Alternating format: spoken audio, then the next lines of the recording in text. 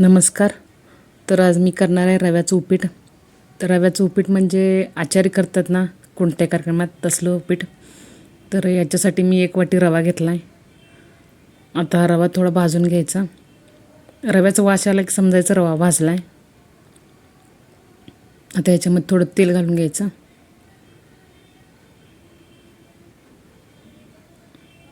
आणि रवा भाजून घ्यायचा. असा रवा थोडा आपला लालसर झालेला आहे. हे बघा, असा रवा भाजून घ्यायचा. यानं उपीट सुटसुटीत पण होतं आहे, गिच होत नाही. आता इथं तेल घालून आपण फोडणी द्यायची. पहिला मोहरी टाकायचं. मोहरी तडंगल्यानंतर जिरे टाकायचं, मग मिरची. कढीपत्ता काय आज माझ्याजवळ नव्हता त्याच्यामुळे कढीपत्ता मी नाही घातला. आता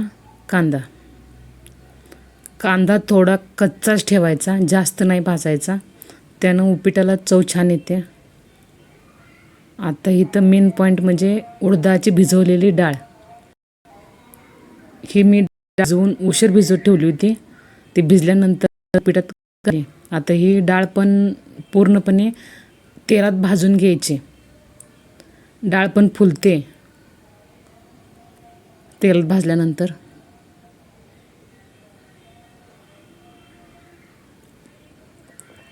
हे बघा, डाळ पण फुलल्या. ही माझी घरचीच डाळ आहे, मी घरीच केली ती डाळ. आता याच्यामध्ये पाणी घालून घ्यायचं. हळद घालायची नाही, डायरेक्ट पाणी घालायचं. आता याच्यामध्ये चवीनुसार साखर टाकायची आणि चवीनुसार मीठ घालायचं.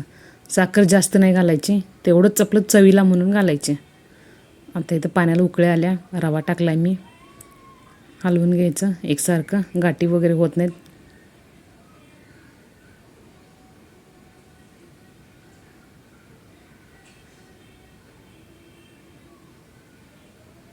आता याच्यावर झाकून ठेवायचं म्हणजे चांगला वाफलतो.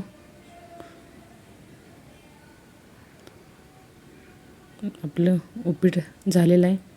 आता याला थोडं हलवून घ्यायचं एकसारखं.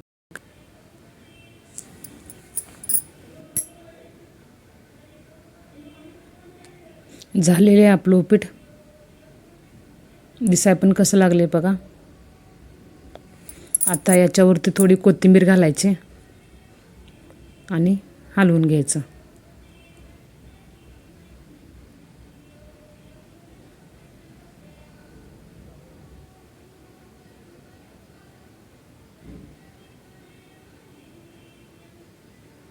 चला आता प्लेटमध्ये घेऊया उपीट.